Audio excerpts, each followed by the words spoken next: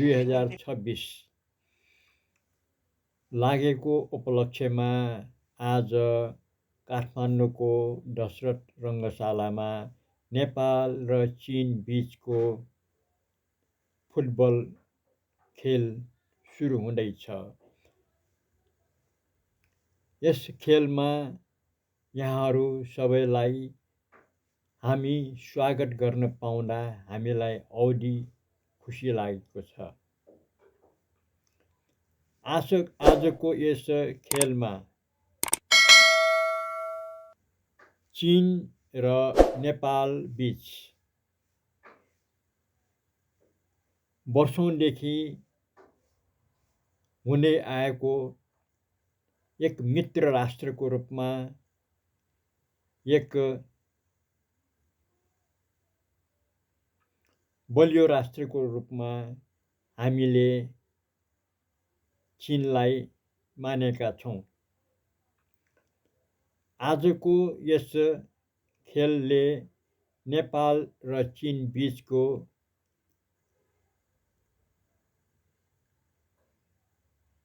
दौत्य सम्बन्ध अझ बढी प्रगाढ हुने कुरामा हामीले विश्वास गरेका छौँ।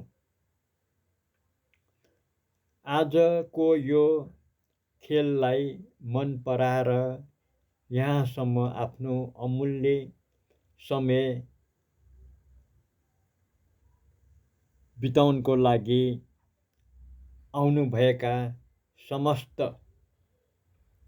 नेपाली तथा अन्य देशका नागरिकहरूलाई यस काठमाडौँको दशरथ रङ्गशालामा हार्दिक स्वागत गर्न पाउँदा हामीलाई अति खुसी लागेको छ।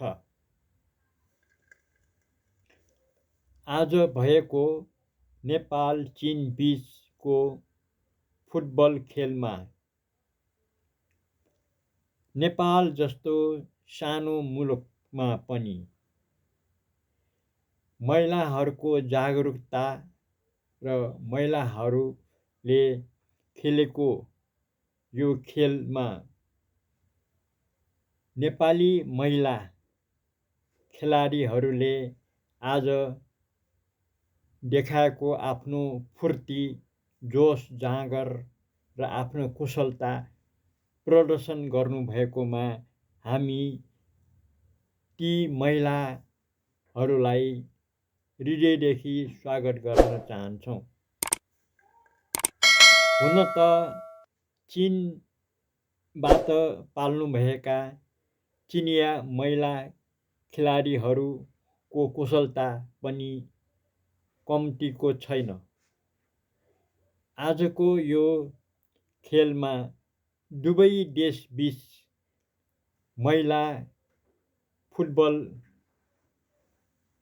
खेलाडीहरूले प्रदर्शन गरेको आफ्नो कुशलतालाई हामीले उच्च रूपमा मूल्याङ्कन गरेका छौँ। मध्याहको अघिल्लो पहिलो गोल चीनबाट भएको थियो भने मध्याहपछि एक गोल गर्दै नेपालले 3 गोल चीनको विरुद्धमा प्रहार गर्नु सफल भएको छ। यसैबीच यसै खेललाई दर्शकहरूले मन पराएर दर्शकहरूको चाहिँ नेपालप्रति आफ्नो राष्ट्र भावना, नेपालप्रति आफ्नो प्यारोपन प्रदर्शन गर्नुहुने अत्यधिक असङ्ख्य नरनारीहरूलाई हामी प्रशंसाको पात्रको रूपमा हामीले स्वीकार गरेका छौँ।